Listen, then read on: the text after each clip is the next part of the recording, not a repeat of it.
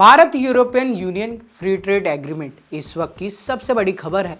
लेकिन सवाल ये नहीं है कि भारत को इसमें कितना व्यापार मिलेगा, सवाल ये है इस डील से किसे फायदा होगा और किसे सबसे बड़ा नुकसान होने वाला है।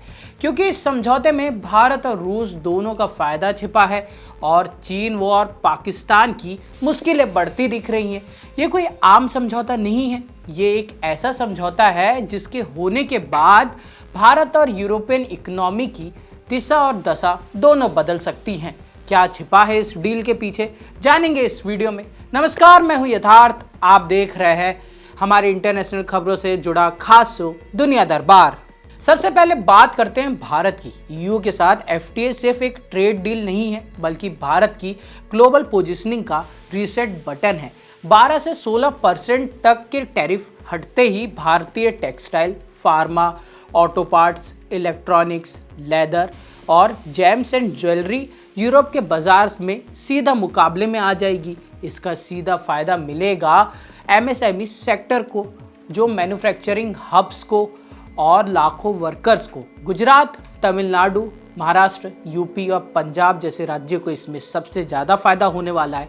अब सवाल है रूस का, उसे इसमें क्या फ़ायदा। अब ध्यान दीजिएगा, ये डील रूस से दूरी का संकेत नहीं। भारत रूस से सस्ती एनर्जी, फर्टिलाइज़र और डिफेंस सप्लाई अब भी लेता रहेगा, लेकिन फ़र्क ये है कि अब भारत मजबूरी में नहीं, मजबूती से रूस से डील करेगा।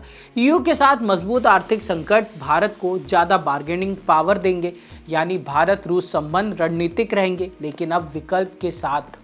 अब आते हैं चीन पर। इस डील का सबसे बड़ा झटका उसी को लगने वाला है।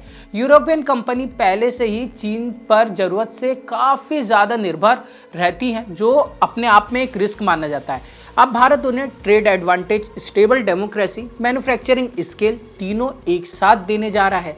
टेक्सटाइल, इलेक्ट्रॉनिक्स, फार्मा और ऑटो कंपोनेंट्स में भारतीय प्रोडक्ट्स यूरोप में सीधे चीनी सामान से टकराएंगे। ये कोई ट्रेड वॉर नहीं है, लेकिन ग्लोबल सप्लाई चेन का एक साइलेंट शिफ्ट जरूर है। अब बात करते हैं हमारे खास दोस्त पाकिस्तान की। भारत ईयू एफटीए के इस गेम में पाकिस्तान पूरी तरीके से आउट ऑफ फ्रेम है। ना मैन्युफैक्चरिंग कैपेसिटी है, ना ईयू के साथ कोई भरोसेमंद ट्रेड इमेज, ना ही स्टेबल इकोनॉमी है जहां भारत को यूरोप से निवेश और टेक्नोलॉजी और ऑर्डर्स मिलेंगे। वहीं पाकिस्तान और ज़्यादा आइसोलेट और इररेलेवेंट होते चले जाएगा। अमेरिका के लिए ये डील एक कॉम्प्लीमेंट्री है।